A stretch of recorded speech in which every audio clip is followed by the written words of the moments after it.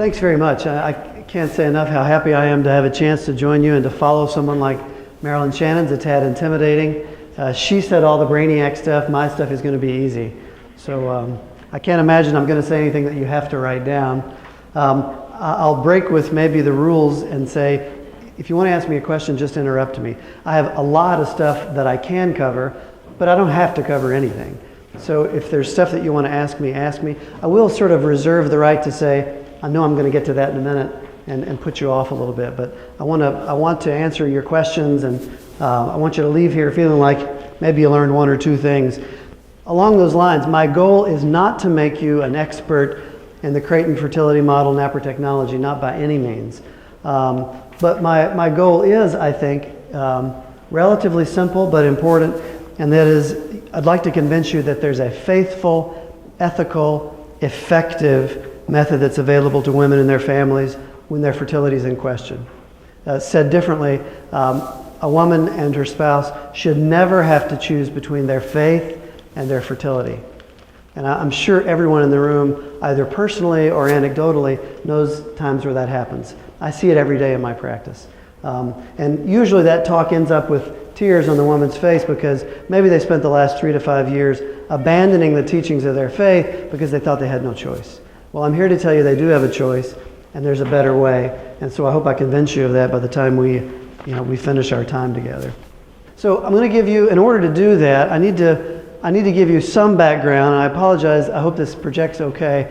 I want to give you some background about the Creighton method in general, because in order for us to have a good discussion about the practical applications of Creighton Model NaProTechnology when there's a fertility problem, we need to build a little bit of a vocabulary and an understanding of normal. So I want to do that. Said differently, I'm going to make you an expert on the menstrual cycle. I bet you didn't think that's what you signed up for today, but that's what you're going to get. We'll talk some practical applications, and then if you're not sick of listening to me and there's time, I'll tell you a little bit about my sort of crooked, serpiginous journey to becoming an NFP only provider. So let's start with the overview. Women's menstrual cycles and their fertility cycles, I think most people would say, has been shrouded in mystery since the beginning of time, right? I mean, is there any topic that intimidates us men particularly more than a woman's menstrual cycle? You know, when I see couples that are not using a charting method, and I'll ask the husband, what's your wife's periods like? And you know, I usually get sort of, they'll say, I'm pretty sure she has them.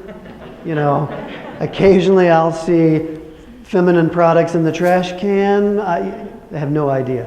When you ask a Creighton NaProTechnology couple, when I ask the husband what his wife's periods are like, she bleeds 5 to 7 days, some moderate, some light. She tends to peak around day 60. I get a lot of data because it's pro-couple and pro-information. But in general, most women know very little about their fertility and their fertility cycles. I think that's a blanket statement that's pretty supported. I believe, as most of us I think would, every woman deserves to understand her body and her fertility. And it's our job to make that known. If for no other reason, in the process of understanding the fertility and the woman's cycle and the beauty and the majesty of that, you begin to appreciate just how holy reproduction is.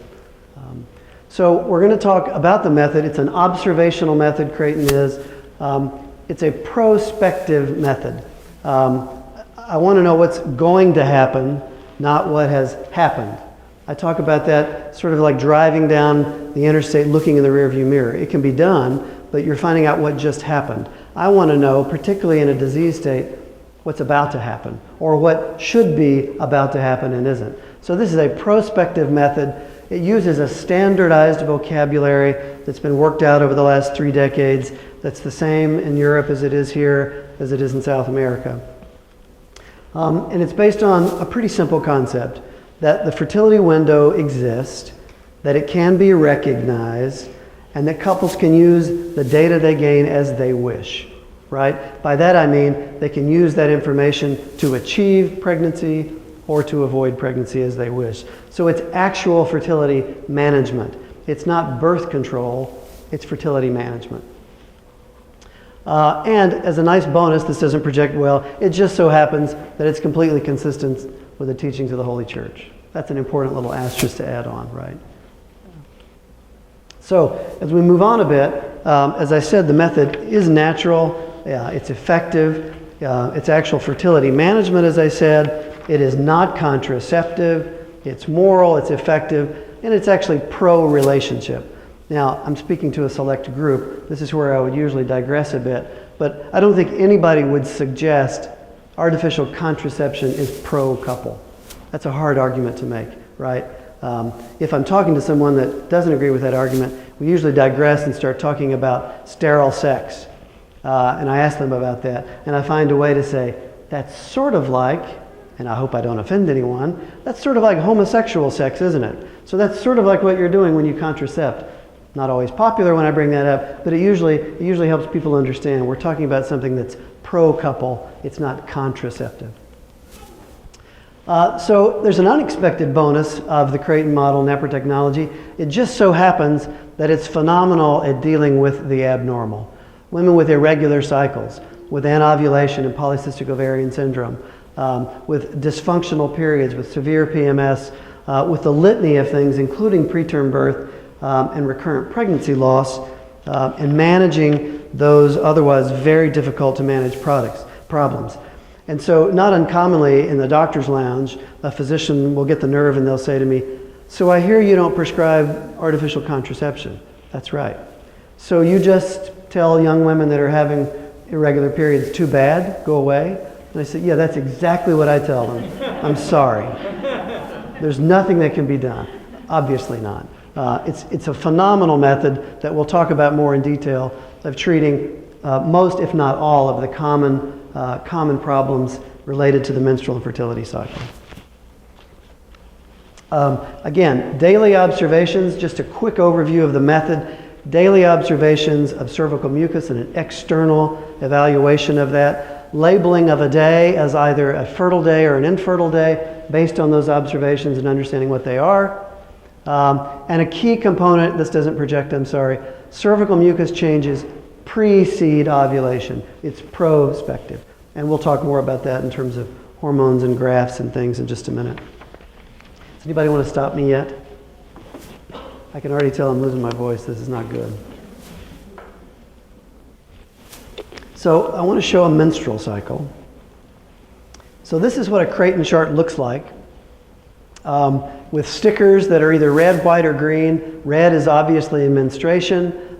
Green is a dry day where there's no mucus observed at all. And the white stickers are when there's mucus. And I know that it doesn't project, but beneath each of the little white baby stickers, there's a series of numbers and letters that's part of the standardized vocabulary that's used to describe how fertile that mucus is. But this is what a normal chart looks like. So clearly menses, this is the infertile days, followed by a fertile period, followed again by an infertile period. That's pretty straightforward. That's a textbook normal cycle. And I say it that way because I'd ask anybody here, what percentage of American reproductive age women have 28-day cycles with an ovulation day on day 14? Anybody want to hazard a guess? High or low? Excellent, that's right. About 10%.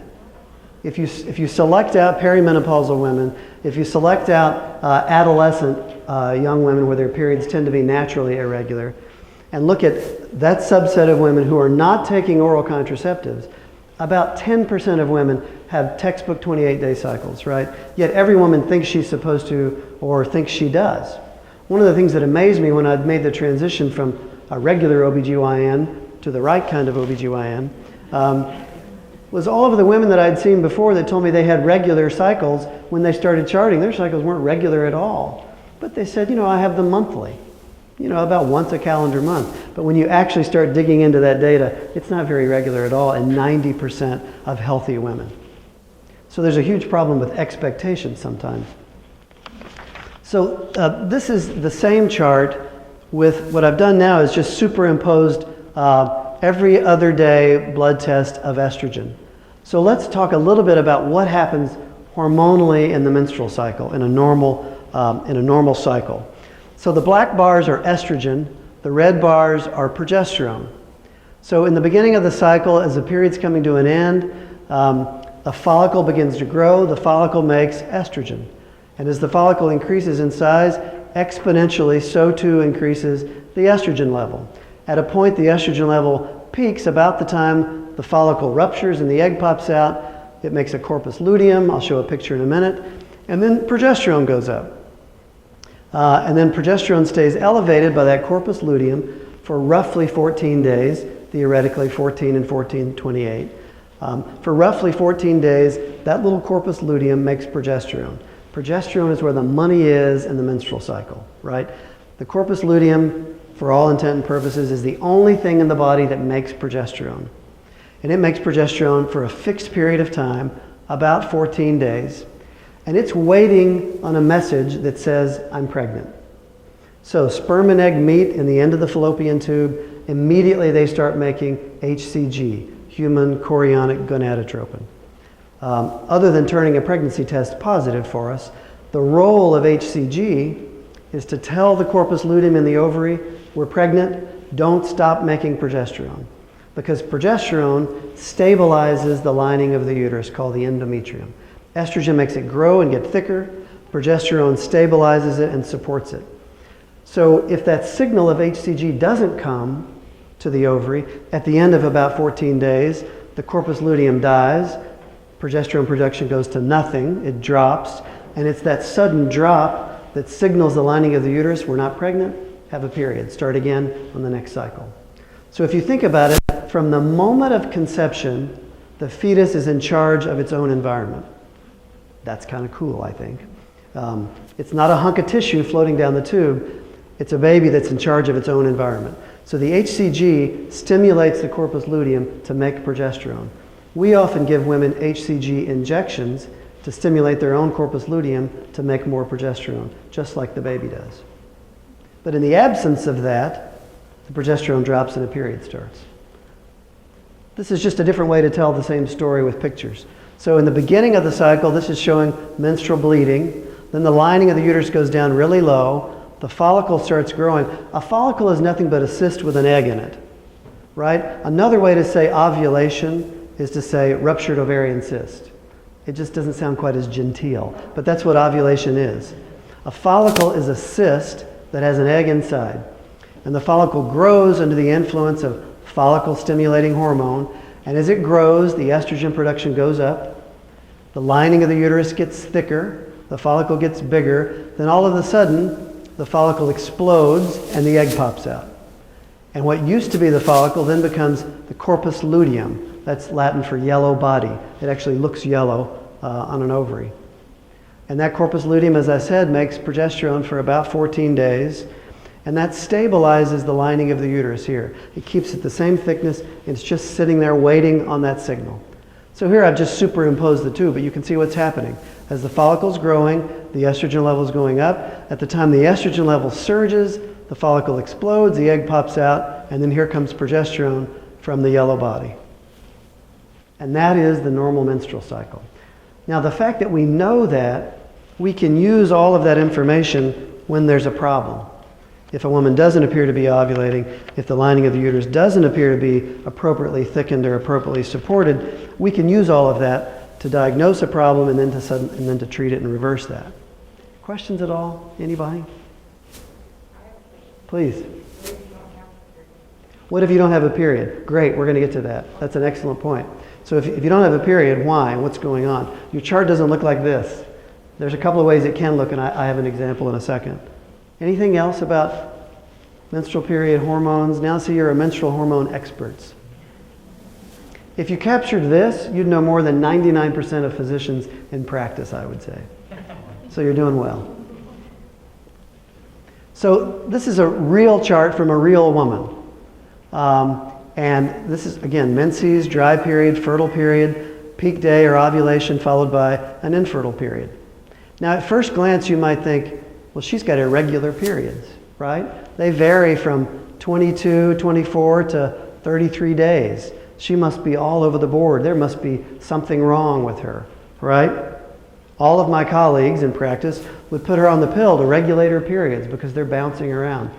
Well, it turns out her cycles are perfectly normal because the distance from peak to period or the post-peak phase, varies by only plus or minus 2 days, and that's normal. What varies in this cycle is the pre-peak phase. This area, that's perfectly fine. There's nothing abnormal about that at all. But her post-peak phase is fixed. We could just move a caliper around on her whole chart and see that that never changes. So she would have reported irregular cycles. We started charting using the Creighton NaProTechnology. Now I know she's got very regular, very normal cycles. So again, to sort of summarize a bit, the method is effective. 99+% effective in avoiding pregnancy. Now you'll be told that oral contraceptives are 99% effective. There's always a big asterisk beside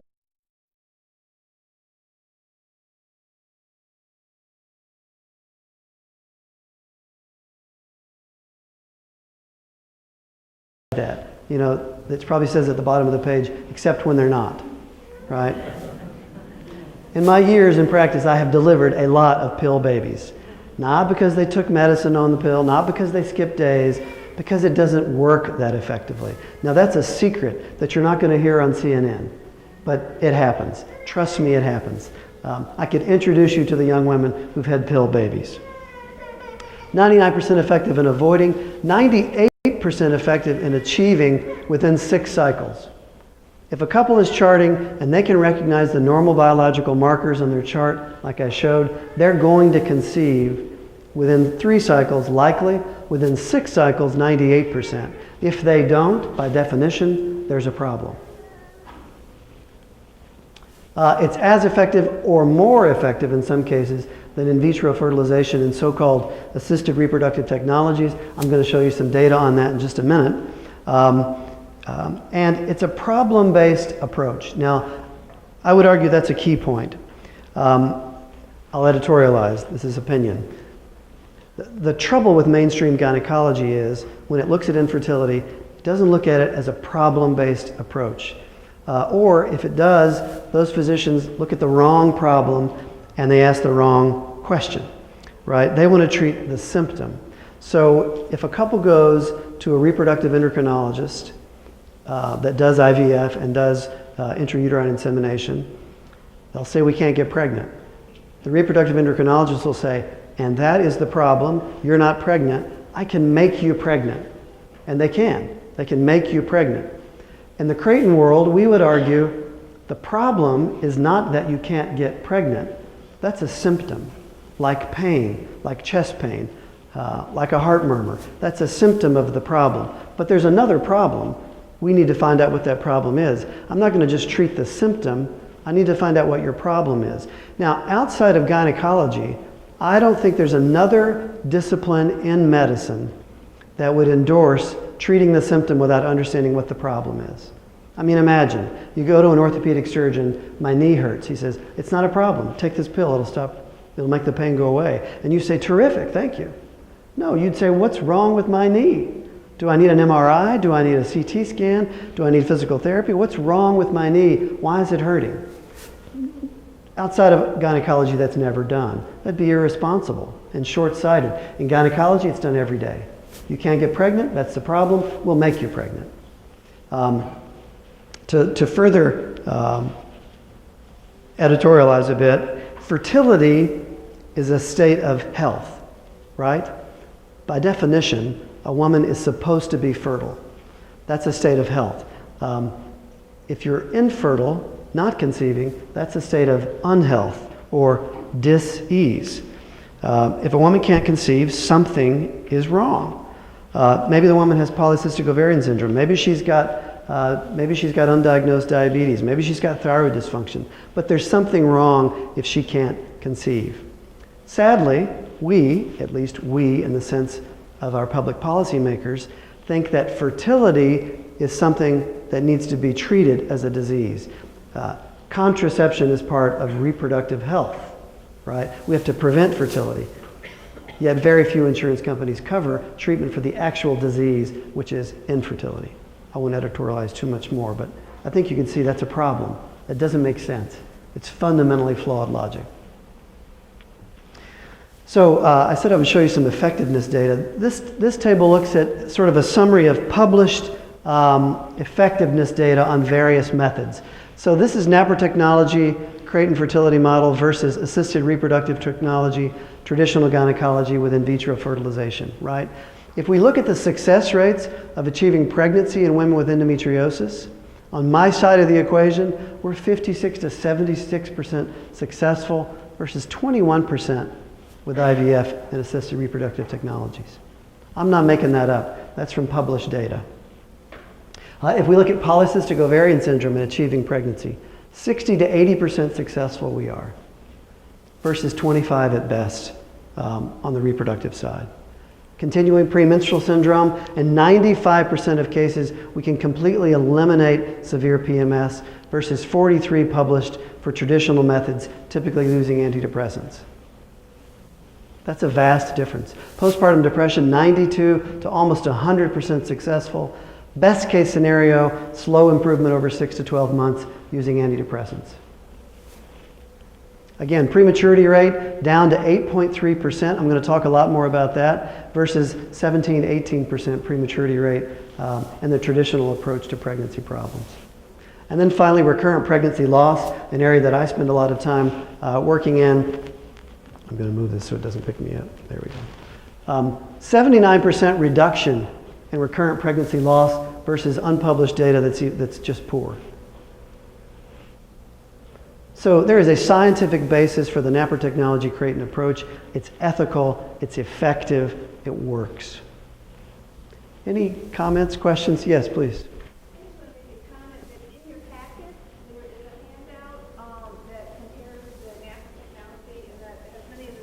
Oh. That you've gone over. Oh, thank you. I just wanted to let them know that if they want those statistics, I got it in there. I don't know, everyone heard that. Apparently in your handout, I guess I should know this, there's much of this data that compares the two. It's probably colorful with a picture of a surgeon. Yes, that's right.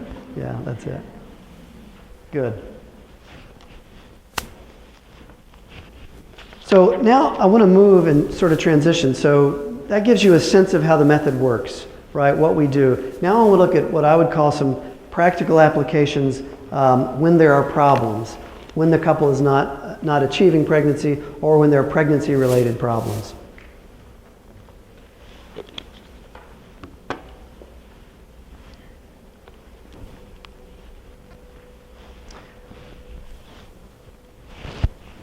So we're going to look at polycystic ovarian syndrome. If that went away, I don't think those of us in fertility would have much left to do. PCOS is probably one of the most common problems facing couples that are struggling with fertility. We're going to look at endometriosis, right up there, number 1 and number 2 in terms of fertility and pregnancy problems. We're going to look at fertility phase defects, or latent phase defects, or LPD, as well as recurrent ovarian cyst.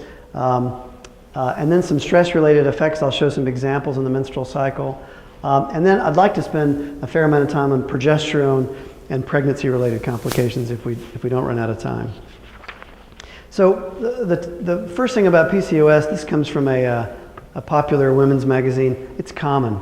Somewhere between 5 and 15% of American women suffer from polycystic ovarian syndrome. It's very, very common. If left untreated, it has the potential to develop into a whole series side effects, including diabetes, heart attack, stroke, morbid obesity, and the like. Just another graphic from a recent publication. $4.3 billion estimated spent on PCOS and related things. So if we can help PCOS in the 63 to 76% range, we're going to have an impact on 5 to 10% of American women. That's significant. I think that's worth doing. This is a picture of an ultrasound. I know it's not projecting all that well, but you can sort of see how the name came about. The name was coined in 1934 by Stein and Leventhal. It used to be called Stein-Leventhal syndrome in the older days. But the ovary fills up with these little immature follicles. They all are about the same size. They all start off and then just stop in their development. And then they get pushed to the periphery of the ovary, hence the name polycystic ovaries. Women tend to have no periods, amenorrhea, with polycystic ovaries.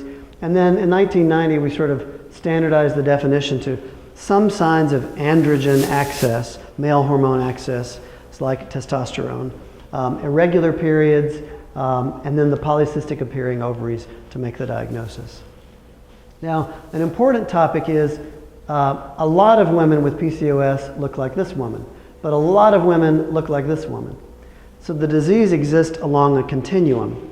So when I see a patient and I say, I think you have PCOS, and she Googles it, she finds this woman, and she thinks, well, that can't be me, maybe she's thin. That's not her today. That might be her in 15 years. Although some women never progress to the sort of the end state where they're obese with acne or with unwanted hair growth and things like that. Some women are stuck in one spot and just stay there. But the important thing is not all PCOS looks alike. This woman has facial hair if you can't see that. So obesity, a diabetes-like state, unnatural hair growth, sometimes enlarged painful ovaries, and menstrual irregularity. So if you think about those symptoms, you can imagine how many women suffer with some of those. As I said, they present along a continuum of symptoms. Obesity is very, very common. Abnormal insulin levels and greater than 50%, which results in unwanted weight gain and the inability to lose weight.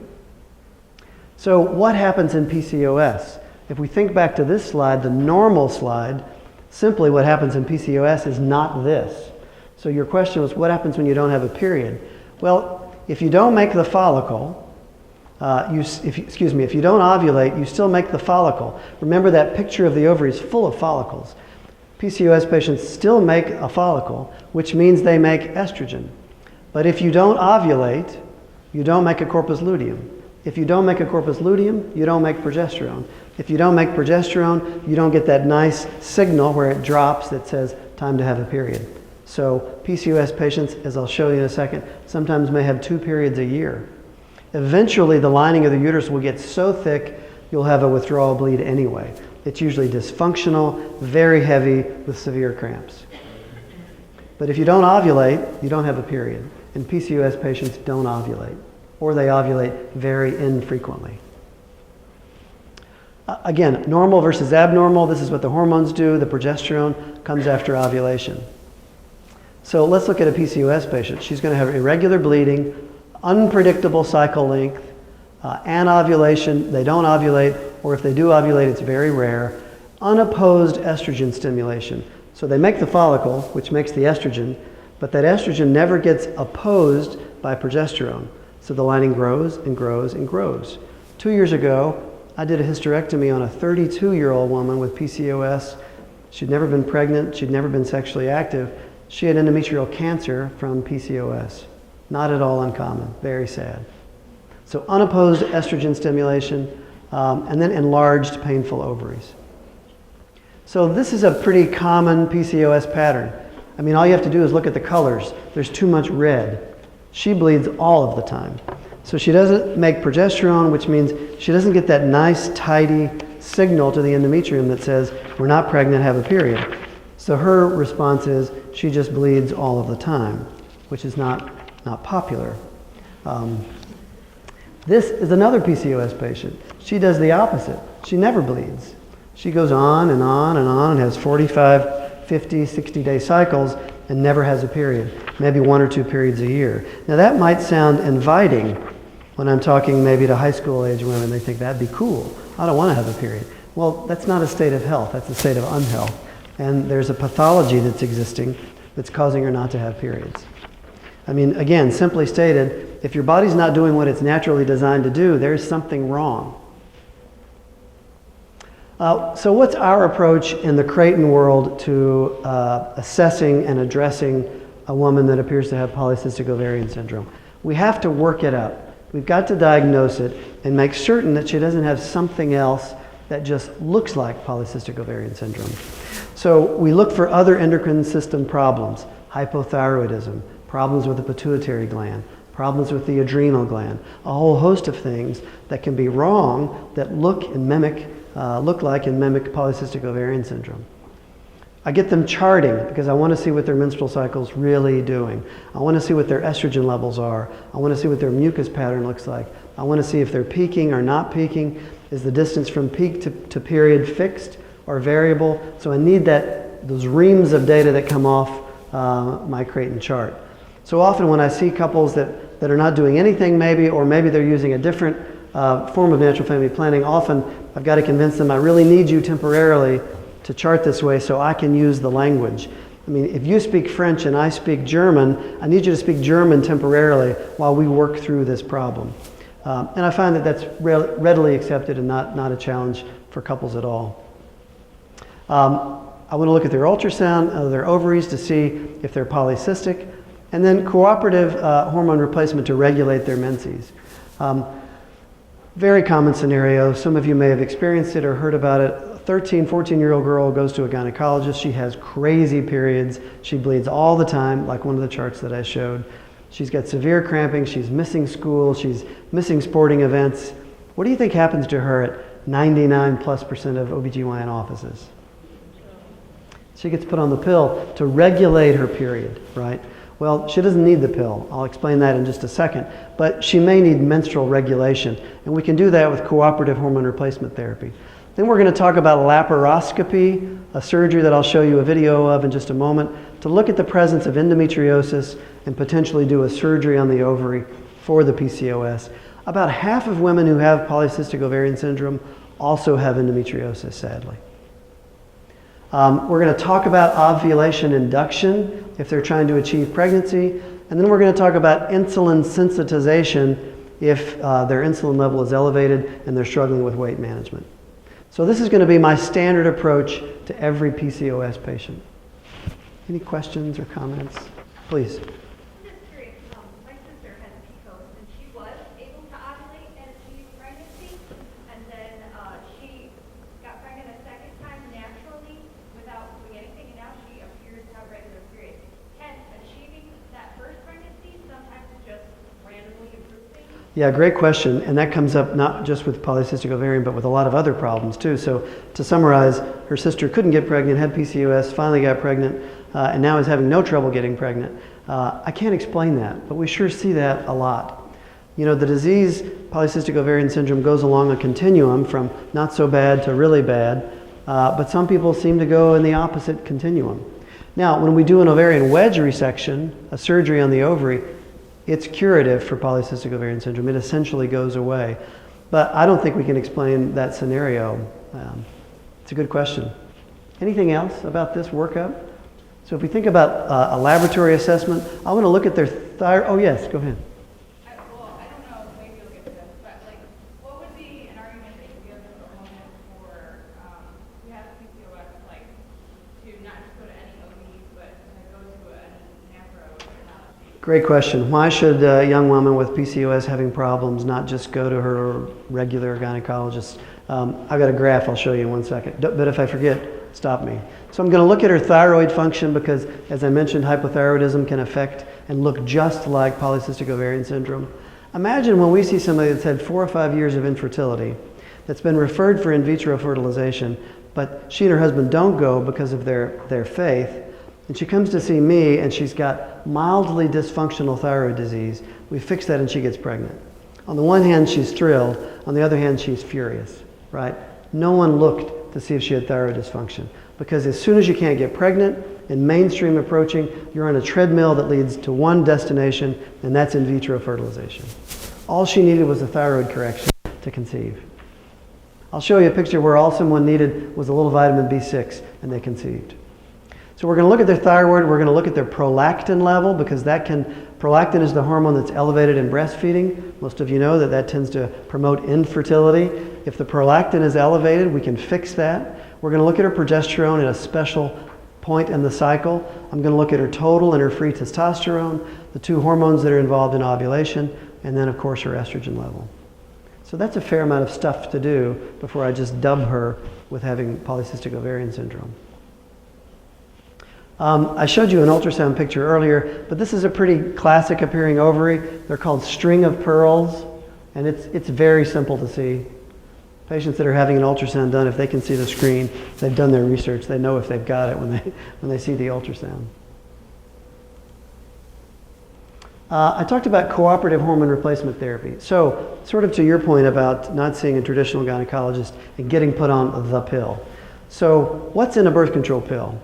Estrogen and progesterone, right? Wrong. Estrogen, yes. but not progesterone.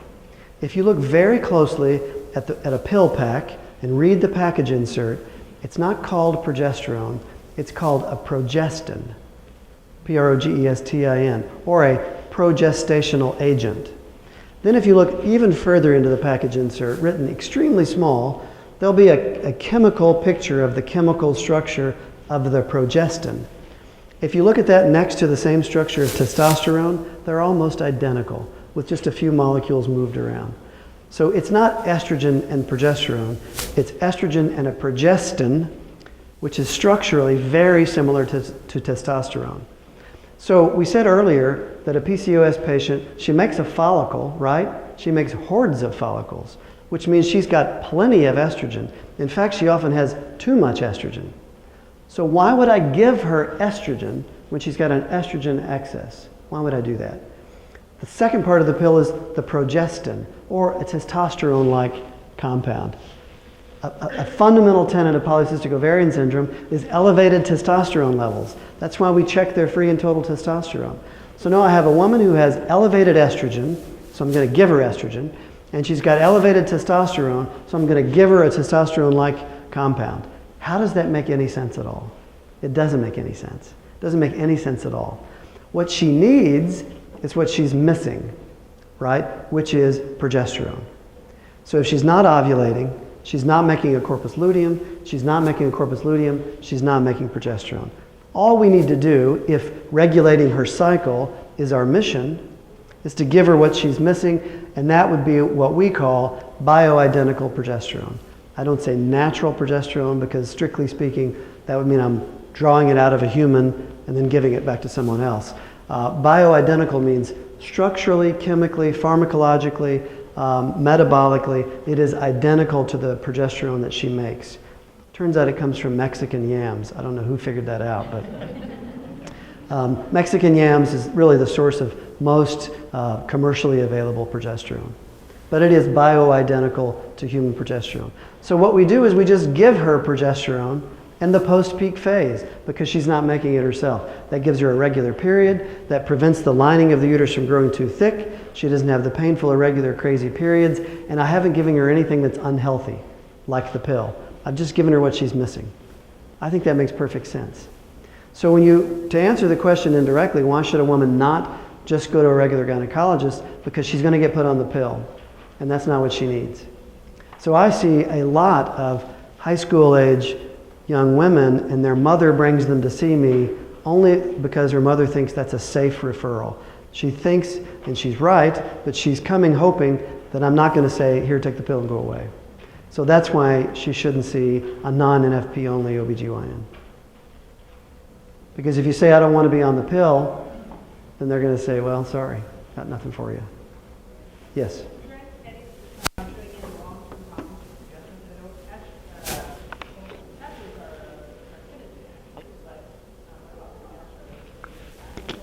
So I think the question is any long-term consequences of taking progesterone. It's bioidentical progesterone, so it is identical in every way to the progesterone being made. So I struggle to convince myself that there is a concern with giving somebody what she's supposed to already have. I think that's one way to think of it. Another way is a more practical way. In the Creighton world, we probably have 3 or 4 decades worth of women taking cooperative hormone replacement therapy without even a hint of a challenge. The cancer scare tends to be with estrogen, if we're thinking about breast cancer, and not progesterone. I could digress and get into trouble on time on that topic, but I even question the data suggesting that hormone replacement therapy causes breast cancer in women because there's no such thing as just hormone replacement therapy. We need to know if they were taking bioidentical estrogen, bioidentical progesterone, one or both. And the trouble is, all of the studies that you hear described, they're all lumped in together. So it's very hard to interpret. I'm a little worried about time. So polycystic ovaries, pelvic pathology, often associated with endometriosis. I hope you can see this, but these are polycystic ovaries. Another example here, they're very large, and I hope you can see the surface of the ovary is smooth and shiny. That's not how they're supposed to look. They should look like this. Now, I don't know if you can see this, but they're rugged and rough. almost like the surface of an almond. And these are enlarged with all of those little follicles pressing out to the surface, and it gives it that shiny appearance. And then if you were standing here, you could see these little purple dots. That's just the light reflecting all of the cysts that are fluid-filled inside. So we do laparoscopy, and this is what we see. And we often, in 50% of the cases, find endometriosis as well. Insulin sensitization, right? The obesity problem with PCOS. Women are insensitive. They don't respond to their own insulin. So your blood sugar goes up, you release insulin. Your blood sugar comes down, your insulin comes down. They track each other just like this all the time. At least they're supposed to. If you're insulin resistant, your blood sugar goes up, your insulin goes up, your blood sugar stays there. Well, so your insulin goes up a little more, maybe it comes down some, maybe this comes down some. But those women walk around like this instead of like this, right? Insulin is also called human growth factor.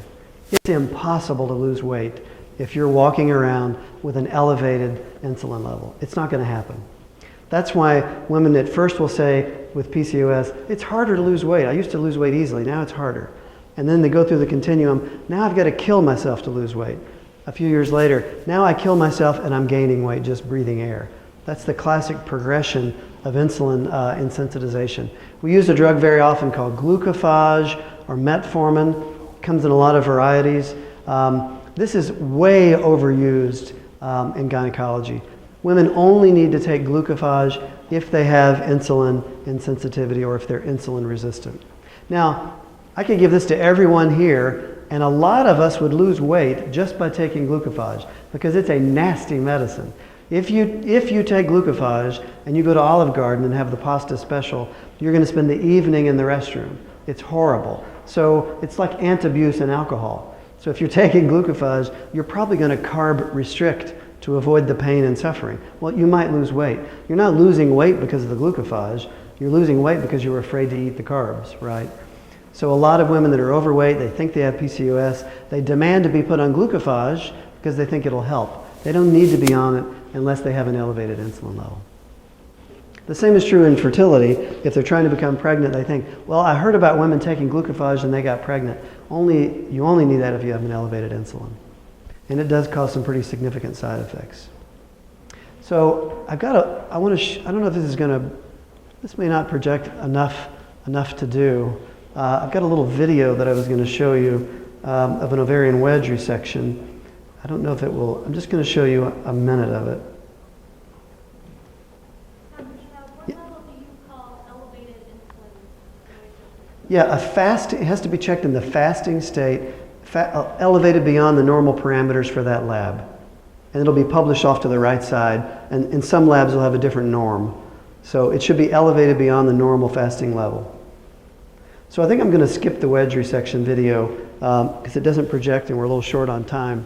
But an ovarian wedge resection is sort of our secret weapon, super duper laser gun of fertility and managing polycystic ovarian syndrome. And it's hard to look up much data on it because if you Google wedge resection, you get stuff from the 50s and 60s.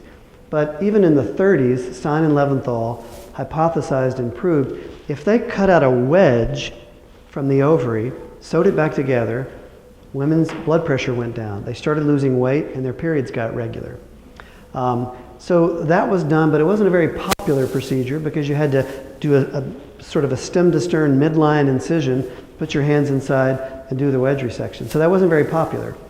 Then a few years go by, laparoscopy is born, and someone got the idea to drill holes in the ovary with a laser, which does the same thing. It destroys part of the internal portion of the ovary. But that's a problem because burning the surface of the ovary creates a lot of inflammation and a lot of scarring. And the very delicate fallopian tube is right next to the ovary. So if I create a lot of inflammation and scarring, the tube may stick to it. Now I've created infertility when I was supposed to be helping it, right? Also, late 60s, early 70s, mid 70s, laparoscopy is getting popular. In vitro fertilization comes onto the scene. I would argue again, in no other medical discipline outside of gynecology has essentially every research dollar and every iota of attention changed and gone 100% in one direction. So there was no need to think about a treatment for PCOS in the mid-70s and 80s because they were all going to get IVF. Everybody just gets IVF. You don't need to find out if they have insulin resistance. You don't need to think about an ovarian wedge resection. We're just going to do IVF and you'll be pregnant and it'll be fine. So everything in gynecology moved that way. Everything except for a few brave people that said, we're not going to do that. Did someone raise their hand?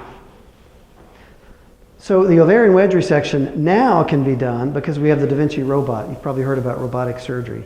So now I can go in, and that's what I was going to show you a video of, and I actually cut a wedge out of the ovary, and then in a super delicate way, using a suture about the diameter of a hair, sew the ovary back together where I've created a hole. I can sew it back together and invert the edges on themselves so there's no raw edge to create any scarring or any inflammation. And then there's several other steps that we do in the NaProTechnology approach to this type of surgery to prevent adhesion and scarring formation. And those patients have a miraculous success. So the video that I was going to show you is actually of a surgical assistant that works with me and the robotic team at one of the hospitals.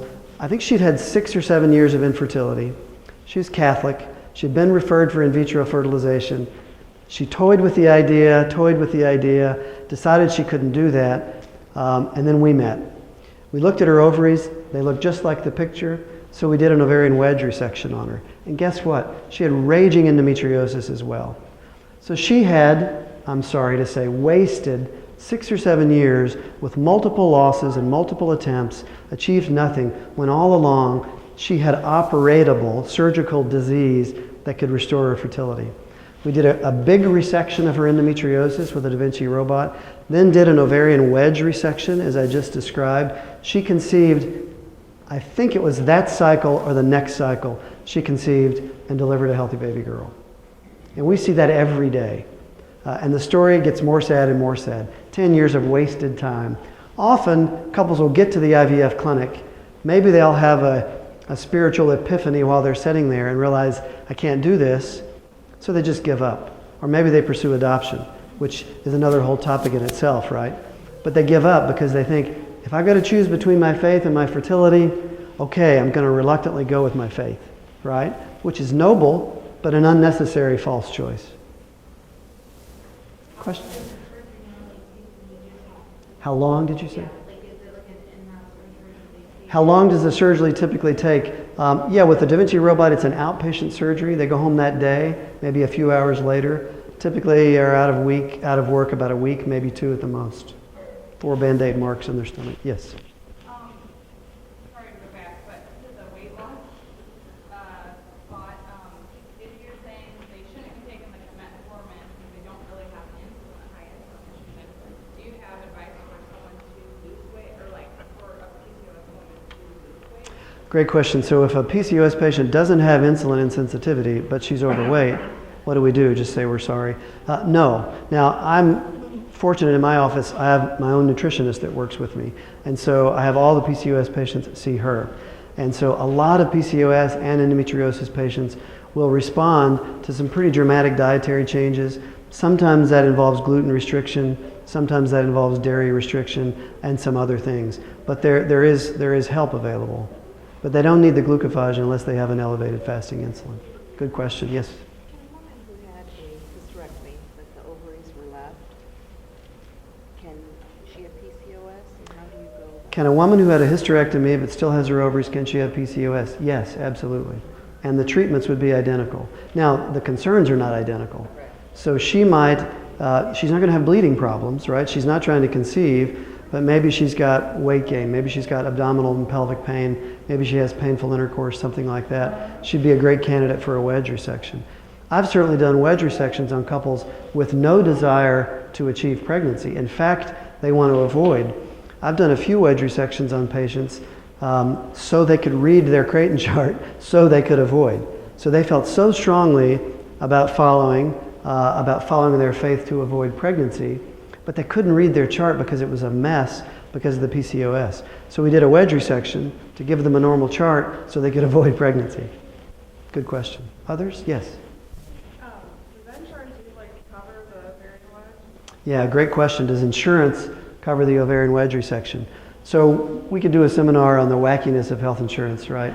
So the answer is yes, but. So the word covers has all kinds of different meanings today than it did just 4 or 5 years ago. Thank you, President Obama. But so covers typically, because of the philosophical importance of my approach as a Creighton provider as opposed to the reproductive endocrinologist approach. Remember I said they see their role as getting you pregnant. So everything they do is about getting you pregnant. Therefore, the diagnosis codes that they send all say infertility.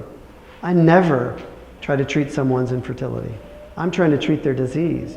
So I'm trying to treat their endometriosis or their polycystic ovarian syndrome or their painful periods or their painful intercourse. So it's going to be covered just like anything would be covered, however good or bad that is, depending on your plan. Does that make sense? Yeah. That's an important question. Yes, sir. Yeah, the bioavailable progesterone, is that oral or ingested? Or injected? Is- Corollary to that, how would Provera work vis-a-vis? Two great questions. So is the bioidentical progesterone, how is that taken, orally or however? And what about the drug Provera? So Provera is commonly used. It's also called medroxyprogesterone acetate. It is not bioidentical. It's a progestin or a progestational agent. It is not nearly as potent a progestational agent as the progesterone agents that are in oral contraceptives. So it's not as testosterone-like, but it is not bioidentical. I don't usually use Provera because I only want to use bioidentical. I will sometimes use it because it's a lot cheaper. And if a woman is not sexually active and pregnancy is not an issue, I might consider using it there because we're very comfortable using Prometrium in pregnancy, which I'll talk about in a minute, but we're not comfortable using Provera because it's not bioidentical. In terms of how to take progesterone supplementation, there's really 3 ways to give it: a lotion, the skin, orally, vaginally, or via an injection when it's in oil. And that's the order of sort of potency as well. So you can absorb some through the skin, the equivalent of about 20 milligrams a day. We'll usually give a 200 milligram Prometrium tablet by mouth. There's a problem called the first pass effect. So the drug goes in the stomach, into the intestine, immediately to the liver. The liver metabolizes it, and there's hardly anything left. And the metabolites, the pieces that are broken up, actually cause side effects. So we don't get much bang for the buck with oral. The better way to take the tablet is vaginally. So you insert it in the vagina, it slowly dissolves, the medication goes into the bloodstream, circulates around the uterus for a while, which is where we want it, eventually gets to the liver, but we get a good effect before it makes its first pass through the liver. But the most potent way to give it is via an injection of progesterone in oil. Not comfortable, but very effective. Good. No more. Yes? Does PCOS, does it affect your sleep cycle at all? Does PCOS affect your sleep cycle at all? I would say generally yes. Marilyn would be a better person to ask how that happens, but I think it has a lot to do with the stress hormones, progesterone being wrong. Progesterone is important in sleep cycles, but I would say short answer is yes. Long answer, you need somebody smarter to tell you why. So I want to talk about endometriosis. We're running out of time, although we're asking questions as we go, so I'm going to take that as license to talk into the question period. Endometriosis, the number 2 criminal suspect in all things fertility, right? Endometriosis, at least 50% of women who have polycystic ovarian syndrome also have endometriosis. At least 50% of women who have endometriosis, their only symptom is they can't conceive.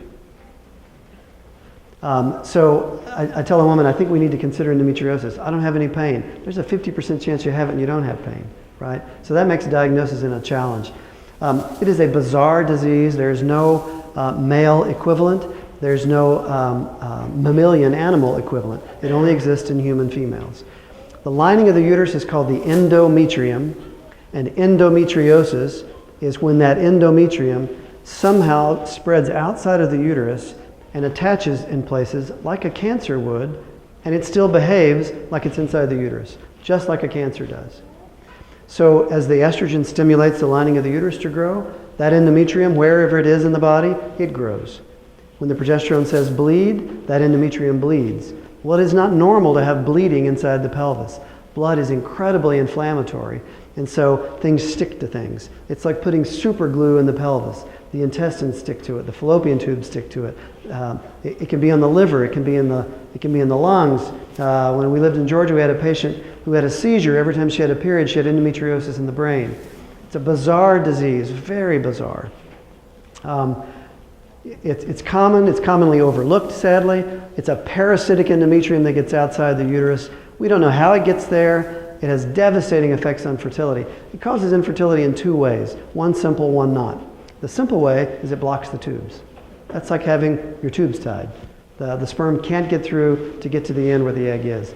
The more complicated way is through that inflammatory component that I mentioned.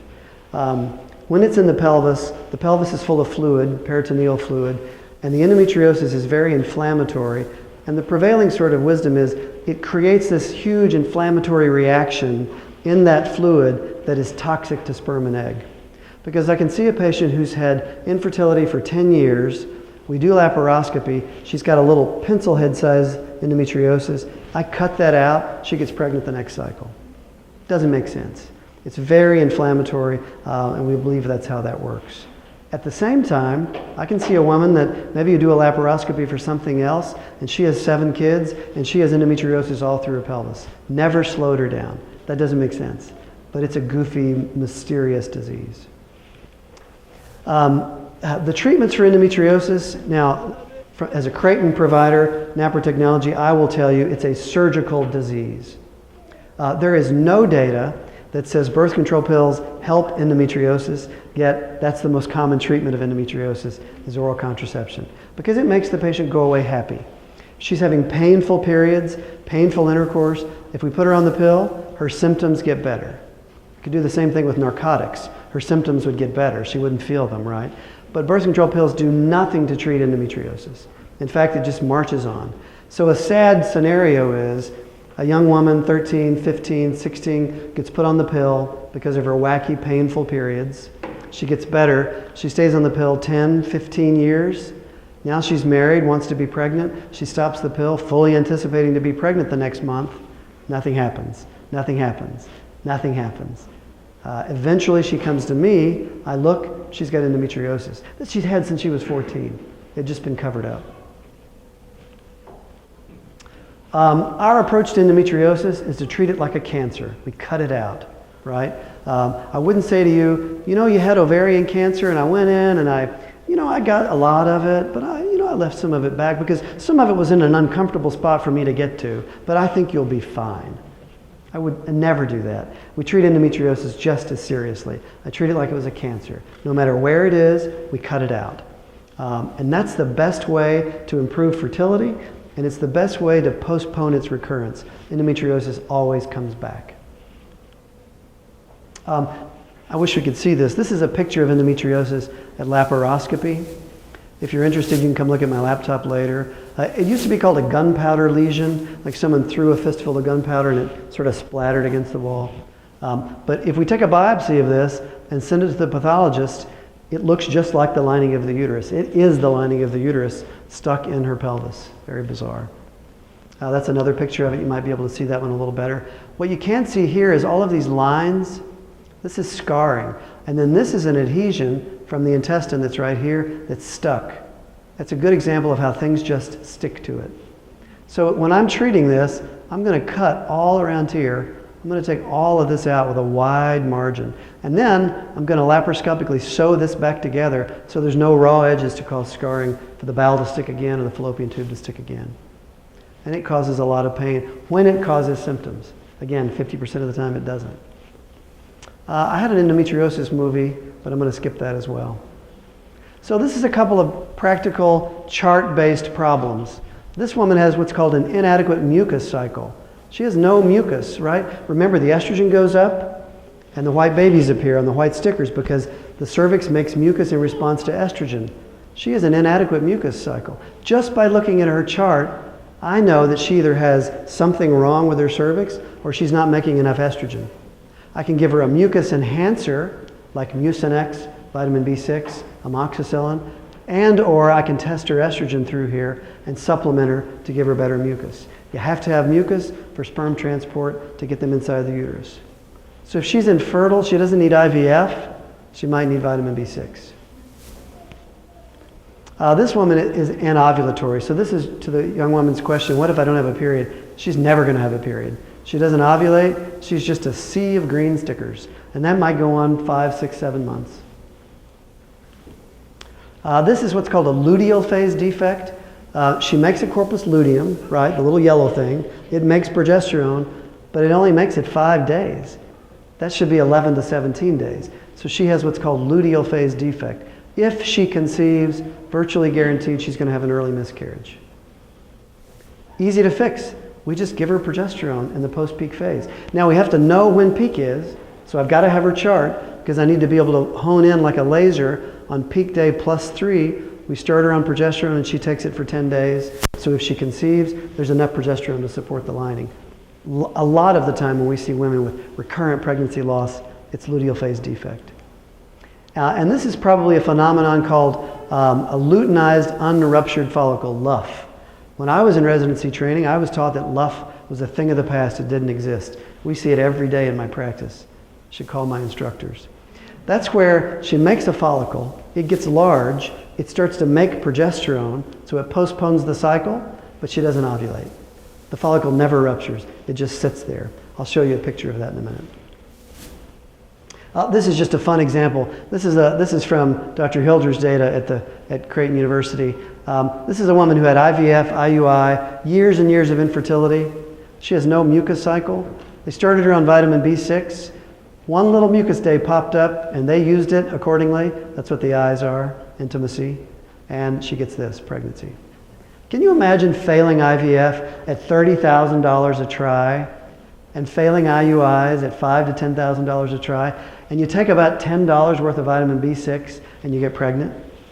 You'd be happy and angry at the same time.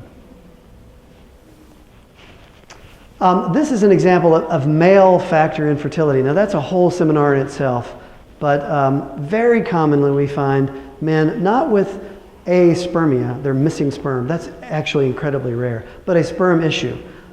Typically a man should have about 20 million sperm. This has 700,000, yet they achieve pregnancy. So at around a million mark, which the urologist will tell a man, you're infertile, you're sterile, no way you can conceive. Because all of the numbers on the normal semen analysis report are geared towards shifting people to IVF. We see routinely pregnancies in the 1 million area because they can laser in on ovulation. They can pick ovulation using the Creighton charting method, excuse me, and they can laser in on that, so when there's reduced sperm motility or a reduced count, they can still conceive. So male factor infertility is a whole topic in itself. Got a lot of psychology that goes along with it, but there's a lot of hope using the Creighton NaProTechnology approach. Questions? I was hoping there'd be a question while I could think of drink. Oh. No. Are these considered normal acceptable ranges? No. This is abnormal. Yeah, it's only 700,000. It really should be 20 million. But my point is, even though this is an abnormal report, it does not mean he's sterile. So what are normal for like the motility? Oh, the motility, good. Again, I may have to just pause, but normal morphology, which is the way they look, should be more than about 30%. Well, this gentleman had 82% normals. And then motility, more than 30 to 40% of them should be swimming, should be motile, not 100%. Virtually every egg that a woman makes is perfect. Virtually every sperm that a man makes is defected. I don't know, go figure. We're genetically inferior, yes.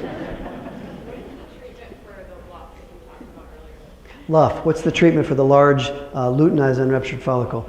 Short answer is a shot of progesterone. I'll show you a picture. So I'm going to leave male factor. I wish I didn't have to. This is the short luteal phase. Remember her? She only had a 5-day luteal phase. This is where we check her progesterone. Look, it should be up here by 20. And look at it. It's inadequate. All she needs is post-peak bioidentical progesterone. That's going to fix her luteal phase defect. This is a limited mucus cycle that I showed you. Her estrogen is pathetic. She just needs estrogen in the pre-part of the cycle. She's going to have normal mucus production and conceive. This is a LUF. Now, the important thing about a LUF is what happens to a 21-year-old girl in virtually every emergency room in America. So she has 5 days of severe left lower quadrant pain. Hopefully not right, because they're going to think it's your appendix. Left lower quadrant pain. She goes to the ER, middle of the night. It's always the middle of the night. They do an ultrasound and they say, you've got a large complex ovarian cyst on the left side. Really good probability she's going to get operated on, if not that night, within the next week. Even better probability she's going to lose her ovary. Somebody's going to go in and take that ovary out for something that is very common and very easy to treat. The way that we treat this, these are estrogen-dominated cysts, and this debris that you see inside is probably blood, so they bleed into themselves. That's why they hurt. They're estrogen-dominated. We can give a woman a large dose of an intramuscular injection of progesterone, scan about a week and a half later, and virtually always these are gone and her pain resolves in 3 to 5 days. So the best advice you could give a young woman if she has pain, don't go to the ER in the middle of the night if you can help it, and don't let a gynecologist take your ovary out. These don't need to come out. Now, here's some interesting data. This just doesn't project, but this is from Dr. Hilgers at Creighton. 45 women with big cysts, right? We treat them with intramuscular progesterone. 38 of them disappeared. Of the 7 that didn't disappear, they were all important things. 3 of them were serous cystadenomas. That's a tumor that needs to be operated on, right? 2 of them were peritubal cysts, cyst on the tube, not even on the ovary. She would have been operated on for an ovarian cyst that wasn't an ovarian cyst, right? One of them was a mucinous cystadenoma, which is another tumor, and the other one's a mucinous tumor of low malignant potential, a precancer.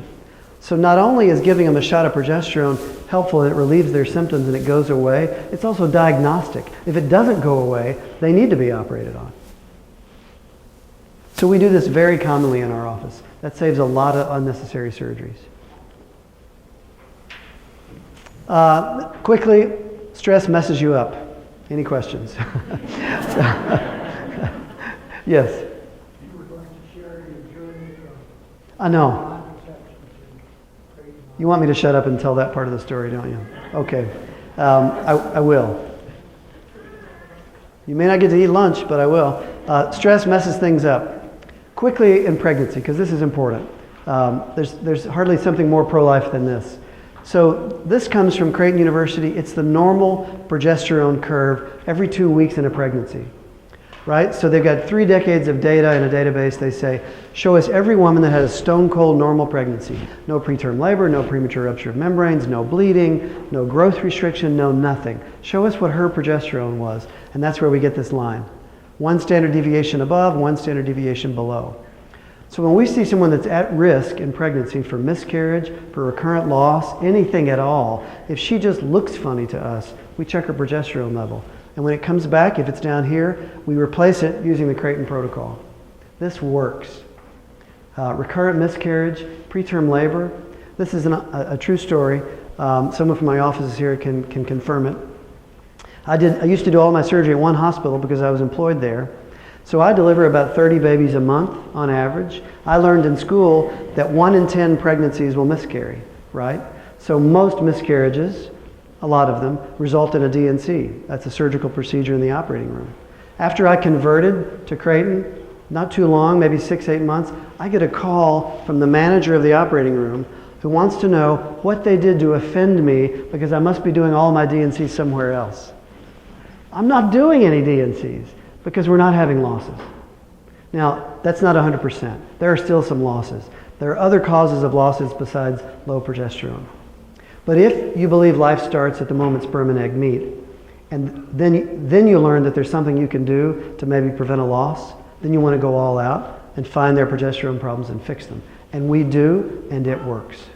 Yes. Start making progesterone. But I'm currently pregnant, and I've been told that Creighton and NaPro don't necessarily agree. Can you speak to that? Yeah, good question. A lot of people, a lot of gynecologists support progesterone in the first trimester, especially in fertility physicians, and then they say by then, at 13, 14 weeks, it kicks in and it's normal. You could say to that, a bit cynically, prove it. Check my progesterone and plot it on the Creighton graph. Now, you can only get this graph from Creighton. I mean, it's online, it's free, but this data only exists in Omaha because hospital labs give you normal progesterone by trimester.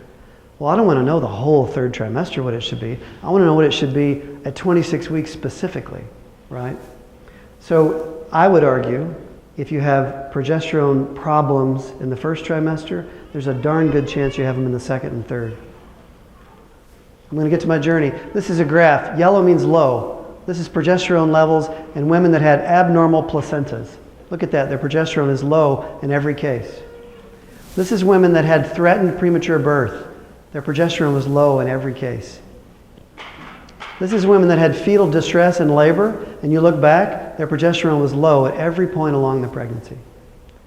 So, by extension, if we replace their progesterone and make it normal, maybe we can avoid all of these complications. It sure seems like we do. I still have patients who have preterm birth. I still have patients who have complications, but nothing like I had for the decades that I practiced as a regular OBGYN. I'll skip those. I want to tell you my journey, but I want to give you an important pro-life anecdote. So 2.5 years ago, roughly, I get a call from a woman who, she's in the Kosciuszko emergency room with 17 weeks.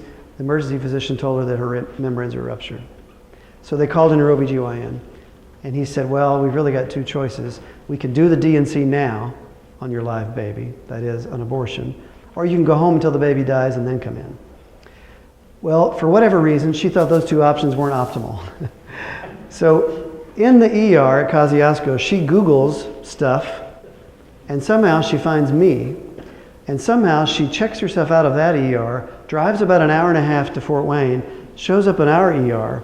To this day, the nurses and I can't remember how she got to me. I wasn't on call.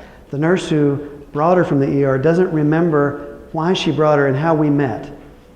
I think we know, but nobody can explain how we met. So I started her on the Creighton salvage protocol, it's called, for extreme premature rupture of membranes. It's high-dose antibiotics in a permanent IV line that goes in called a PICC line, and it's high-dose progesterone, right? I warned her, I said, I haven't done this, but I learned at Creighton that everybody's going to think this is dumb, and any other physicians that come in are going to tell you it's a waste. She wasn't interested in that. We started the protocol. She's in the hospital.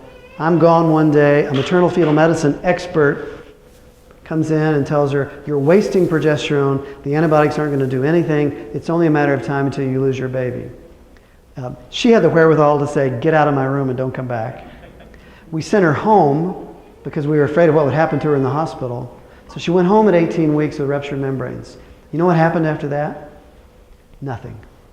18 weeks, 19 weeks, 20 weeks, 21 weeks, 22 weeks, 23 weeks, the baby's viable. So we bring her back into the hospital in case she goes into labor. 23 weeks, 24, 25, nothing's happening. The nurses are electrified. She has this cult-like following in the unit because now she's been in the hospital forever. She's got posters in her room. The nurses all know her by name. She's got flowers. 28 weeks, she went into labor. She delivered this baby named Willow. So I like to say Willow is the baby that most of my colleagues wanted to abort. She spent about 6 months in the NICU. She's got problems. She has respiratory issues, but she's alive and well because of the Creighton Model fertility approach to preterm ruptured membranes. I think that's a powerful, powerful story. More powerful than my journey, but I'll give you the 2-second version of that. Point one, I married well. That helps. So I'm new to the faith. My father-in-law, who's a cradle Catholic, likes to say, God save us from converts, right? But I'm new to the faith, came into the church 2007. At the time I wasn't practicing, I was an administrator. So I learned all this stuff, contraception, sterilization, blah, blah, blah. It didn't matter to me because it didn't matter. It didn't apply to me. I wasn't seeing patients. A couple of years go by, I get back into practice. Whoosh, right in my face. I thought, well, that's a problem.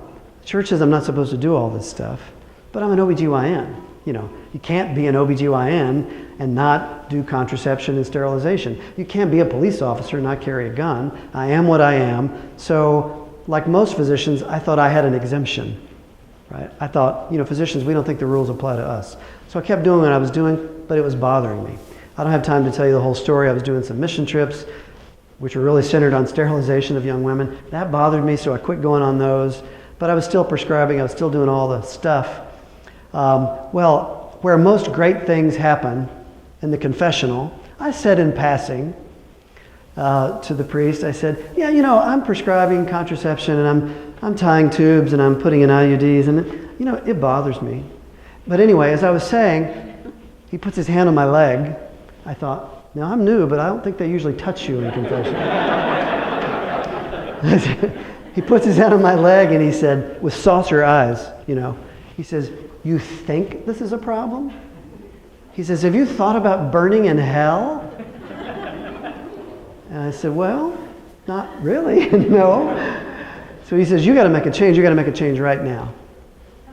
So I thought, well, this, you know, okay. I mean, I don't know what I'm going to do. You don't understand. I'm an OBGYN. This is what we do. He introduces me to Patrick Holly, who's a family physician who's an early Creighton provider about 8 years ago in our market. He says, you got to go see him. I go see Patrick.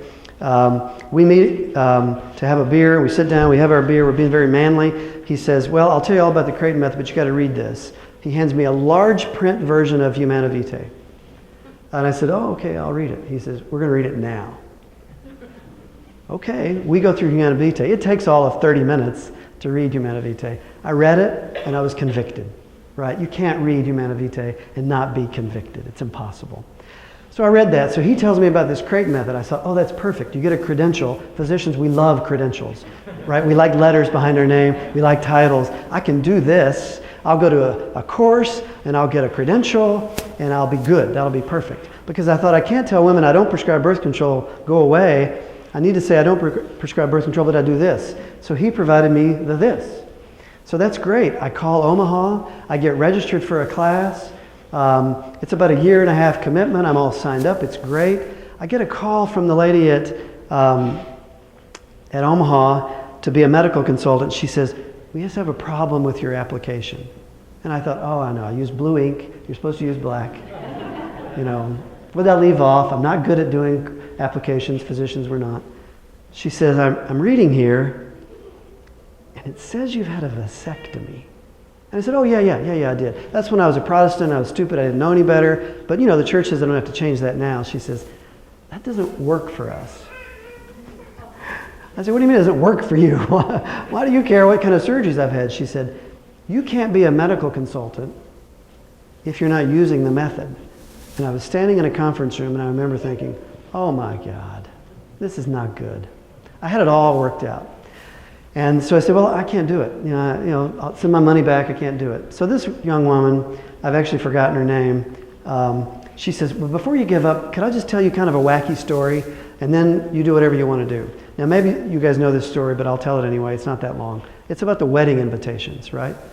Nod your head if you know this story. I don't see any nods. You know this story. So she tells me the story. She says, you know, when you're planning your wedding, there are those people that you send an invitation to that, you know they're not coming. You're in Indiana, they're in California, they're not coming, you know they're not coming, they know you know they're not coming, maybe they're friends of your parents, but you send them an invitation anyway. Then there are the people that you send an invitation, you don't think they can come, but you really hope they can come. And it'd be great if they do, but you'd understand if they don't. Then there's the group of people that you know are coming. You don't even have to send them an invitation. They've already decided they're coming. They'd come if you didn't invite them. So you send those invites. She said, when a couple engages in the marital embrace and they're contracepting, they're saying to God, you're in that first group. You're not invited. Don't show up. There's no room for you. Don't even come. We're not sending you an invitation. She said, when you don't contracept, if you're engaging in the marital embrace outside of the fertile window, you're saying, you're invited. I don't think you're coming, but you're always welcome to show up. So she tells me that story, and I'm standing there thinking, this is really weird. This woman I've never met has just convinced me I've got to have surgery to get a credential. So I meet my wife. She'd been on a retreat the weekend, and the closing session of the retreat, she's there, lots of people around and cheering and laughing, and I hug her and I say, I met this woman on the phone, and I want to get my vasectomy reversed. And as I said, I married well. And she said, great, we're going to have babies. I said, well, that wasn't exactly what I meant by that. You can use this method to avoid. That would be fine too. One thing led to another. I had the vasectomy reversed. I didn't find out if it worked. I still don't know. We haven't been pregnant again. But if we are, that'd be great. He's invited. I hope he comes. So I heard that story and I converted. Well, then we saved up for our mortgage because an OBGYN that doesn't prescribe oral contraceptives, that does this weird method nobody's heard of, is destined to be broke, right?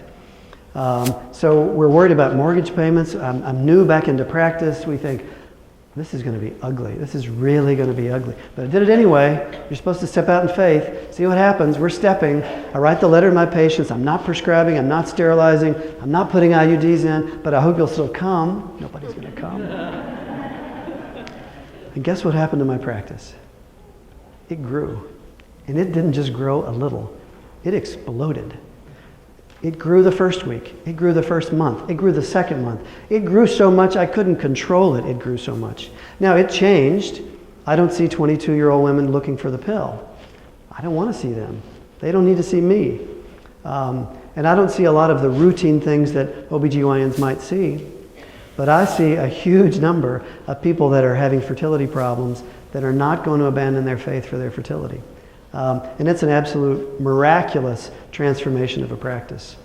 So I see part of my role is convincing you to convince your physicians that they don't have to choose between their profession and their faith. I didn't, and the success has been unbelievable. In September, we opened our own practice. We left the mainstream group I was in. We opened our own practice. By all indications, it's been hugely successful. It turns out God likes it when you step out in faith. So I've destroyed your schedule knowingly and apologetically. I'll stay as long as you want me to stay. I'll just stand up here, get food, come ask me questions. I've got to leave in a little while. I can't stay the whole day. I wish I could. But I'll stay up here and answer and talk to you as long as you want to talk. We have some materials from our practice if you're interested. If you know someone that would like to talk to me by phone, I do phone interviews with patients, huge distances all the time. I'm happy to do that.